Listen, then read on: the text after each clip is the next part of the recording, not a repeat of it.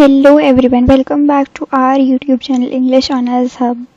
आई hope आप सब ठीक हैं। तो आज की वीडियो के अंदर हम सेम 4 का DSE करने चले, जिसका नाम है डायस्टोपियन राइटिंग। इसके अंदर करेंगे हम द लास्ट मैन, जिसको लिखा है मैरी शेली ने। चलिए अपने ऑथर के बारे में कुछ इन्फो जान लें। तो इनका पूरा नाम था मैरी वॉल्सक्राफ्ट शेली, जो इंग्लिश नॉवेलिस्ट रही हैं और अपनी बेस्ट नोन नॉवेल रही है इनकी फ्रैंकेनस्टीन, जिसकी वीडियो हमारे चैनल पे अवेलेबल, आप जाके देख सकते हैं। मैरी शेली की लाइफ में बहुत ट्रैजिक डेथ्स रही हैं, इसकी वजह से इनकी राइटिंग भी बहुत इन्फ्लुएंस रही है। जैसे इनकी सिस्टर ने सुसाइड कमिट कर लिया था। इन्होंने पर्सी बाइसी शेली से शादी करी थी, फिर भी उनको बहुत फाइनेंशियल डिफ़िकल्टी फेस करनी पड़ी, पर्सनल डिफ़िकल्टीज फेस करनी पड़ी। और इन्होंने और भी वर्क्स लिखे हैं, जैसे कि द लास्ट मैन, जो हम पढ़ने वाले हैं आज, और मटिल्डा। तो स्टार्ट करें अपना द लास्ट मैन, जिसको मैरी शेली जी ने लिखा है। तो वॉल्यूम 1 से स्टार्ट करते हैं। तो ये कहानी स्टार्ट होती है 2 सिबलिंग से, लियोनल और पर्दीता, जो कि सरवाइव कर रहे हैं इमीडिएटली अपने पेरेंट्स की डेथ के बाद। तो एक काइंड मैन आता है इनकी लाइफ में, एड्रियन, जो कि अर्ल ऑफ विंडसॉर है।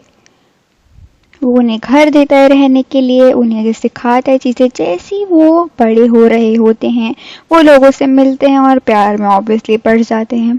एड्रियन को पसंद है इवेडन, ये एक प्रिंसेस है, बट ये प्यार करती है रेमंड से, जो कि किंग बनना चाहता है। इस एक और प्रिंसेस से मैरी करने, जिसका नाम है इड्रिस। ये इवेडन भी प्रिंसेस ही है, बट इससे नहीं करना चाहता ये।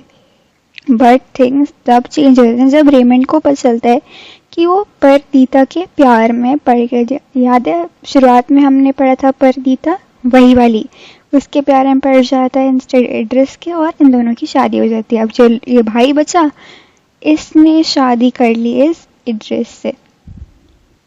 सब खुशी खुशी रहते हैं। 5 साल बाद जिनके बच्चे भी हो जाते हैं, रेमंड लीडर बन जाता है।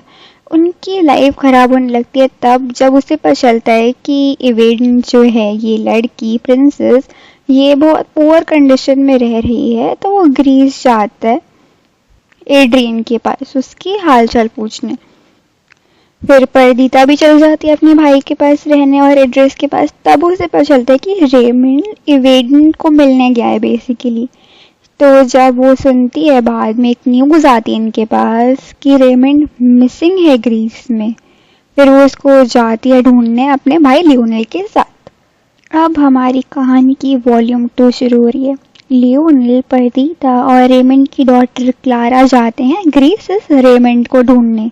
तो पता चलता है कि टर्क्स ने उसको कैप्चर कर लिया, जैसे यहाँ पे दिखाया गया है, और बहुत सिक हो गया है। पर्दीता उसका ध्यान रखती है, बट रेमंड तो चाहता है कि मैं ग्रीक आर्मी को डिफीट करूं, डिफीट नहीं लीड करूं, बट टर्क्स को डिफीट करूं। तो वो जीत जाते हैं रोडोस्टो पे। फिर वो कॉन्स्टेंटिनोपल जाते हैं, बट क्या पता चलता है कि कॉन्स्टेंटिनोपल पे सबकी डेथ हो गई है प्लेग की वजह से। रेमंड अभी भी चाहता है कि मैं सिटी लूँ ग्रीक्स के लिए, बट वो उधर ही मर जाता है। पर्दीता बोलती है कि जाओ भाई, मेरे पति की बॉडी ढूंढो। तो उसकी बॉडी मिल जाती है, उसे एथेंस के पास बरी कर देते हैं। लियोनल वापस जाना चाहते हैं इंग्लैंड के वहाँ, बट पर्दीता बोलते नहीं, मैं इधर रहना चाहती हूँ, मैं यहाँ से नहीं जाना चाहती, जहाँ पे मेरे हस्बैंड की बॉडी, वहीं पे रहना चाहती हूँ मैं। लियोनल उसे एक स्लीपिंग पोशन दे देता है और उससे अपने साथ और क्लारा को इंग्लैंड ले जाता है। जब पर्दीता उठती है तो वो जंप कर जाती है और उसकी डेथ हो जाती है, और वो नोट लिखा हुआ उन सबको मिलता है कि वो अपने हस्बैंड के नेक्स्ट बरी होना चाहती है। जब लियोनल और क्लारा वापस जाते हैं इंग्लैंड, जो लाइफ जो विंडसॉर पे है ओके है, क्योंकि वहाँ पे अभी तक प्लेस पहुँचा नहीं है। एड्रियन वहाँ पे लीडर बना हुआ है, लोगों के हेल्प कर रहा है, बट ग्रेजुअली इटली और फ्रांस में भी फैल रहा है ये प्लेग। तो लोग आ गए इंग्लैंड, लियोनल भी उनकी मदद कर रहा है। अब जैसे समर आ रहा है तो लियोनल सोचता है कि मैं यहाँ चल जाता हूँ एक कोई सेफर प्लेस पे। अब हमारा वॉल्यूम 3, जो कि आखिरी वॉल्यूम है, वो स्टार्ट होता है। अब ईयर है 2096, बहुत कम लोग अलाइव बचे हैं इंग्लैंड में। वो सब गैदर करते हैं और फिर मतलब सोच रहे हैं कि कहाँ जाना है हमें अब। लियोनेल का सन की भी डेथ हो जाती है। लियोनेल अपनी वाइफ की हेल्थ के बारे में वरी करने लगता है। लियोनेल भी बीमार पड़ जाती है उनके लिए, बट इद्रिस उसका ख्याल रखती है। वो सोचते हैं कि चलो यहाँ से निकल जाने से पहले हम मर जाएं। इद्रिस को एक लड़की और उसकी मदर हेल्प के लिए बुलाते हैं, बट उसकी भी डेथ हो जाती है उनकी हेल्प करते हुए। सर्वाइवल प्लान करते चल रहे इंग्लैंड से निकल जाते हैं। बहुत लोग फ्रांस की कोस्ट पे पहुंचते हैं, बट 3 दिन तक वहीं पे स्टॉर्म की वजह से रुक जाते हैं। तो लोग पेरिस से आते हैं और बोलते हैं वहाँ पे मत जाओ क्योंकि बहुत कम ही लोग बचे हैं। और फिर उन लोगों में आर्ग्यूमेंट होती है कि कहाँ जाना है। तो एड्रियन से बोलते हैं, वो प्रॉब्लम सॉर्ट आउट करता है कि चलो हम वर्सेल्स चले जाते हैं, कोई और प्लेस है ना सर, पहले यहाँ पे रुक जाते हैं, थोड़ी देर रेस्ट कर लेते हैं, क्योंकि अगर जितनी कोल्डर प्लेस पे जाएंगे उतना प्लेग कम वहाँ फैला होगा। तो वो सोचते हैं कि चलो स्विट्जरलैंड जाते हैं। बट जैसे ही वो एल्प्स पहुंचते हैं दिखता है कि खाली 50 लोग ही बचे हैं पूरे दुनिया में। सैडली अब कोई सर्वाइवर स्विट्जरलैंड में बचा ही नहीं होता। 7 साल के प्लेग के बाद खाली 4 सर्वाइवर्स हैं, लियोनेल, एड्रियन, क्लारा और एवलिन। तो ये लेक कोमो में जाते हैं इटली में, बट अनफॉर्चुनेटली एवलिन की भी डेथ हो जाती है वहाँ पे। अब 3 लोग बच गए हैं, लियोनेल, एड्रियन, क्लारा। अब ये जा रहे हैं रोम।